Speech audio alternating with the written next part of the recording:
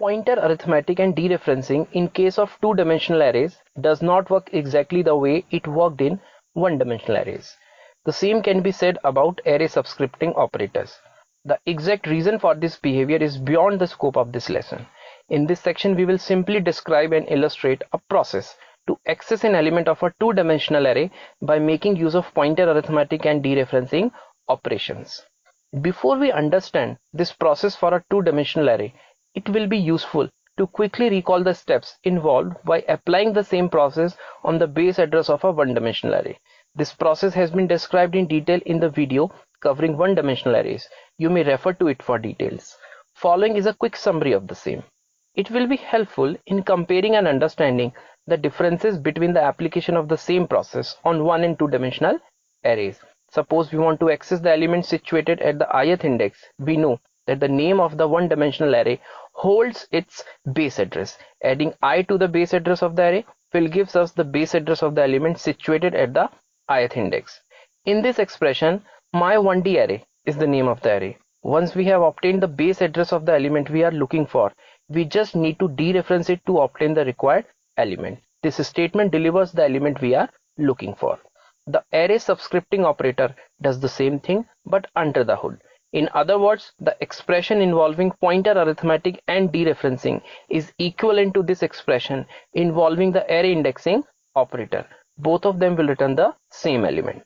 This is how we retrieve an element from a one-dimensional array by making use of pointer arithmetic and dereferencing operations. Now let us see how to access an element from a two-dimensional array by making use of the same set of operations. Let us assume that we need to access the element from a cell whose row and column indices are I and j respectively. Similar to a one-dimensional array, the name of a two-dimensional array contains its base address.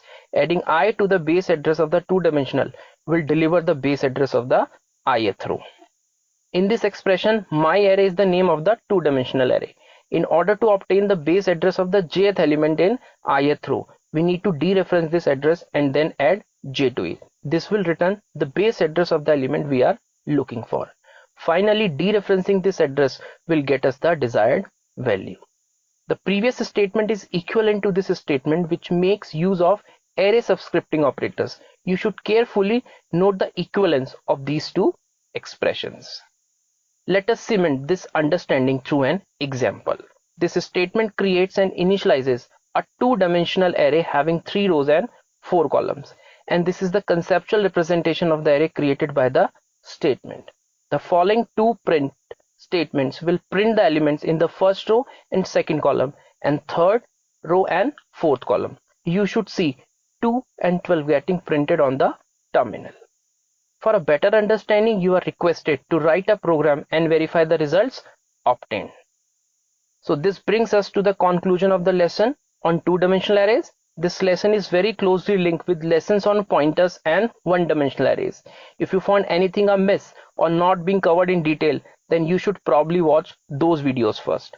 In the next video, we shall be discussing some tricky problems related to two-dimensional arrays. For a better understanding, do not forget to watch the upcoming video too. Thank you for watching.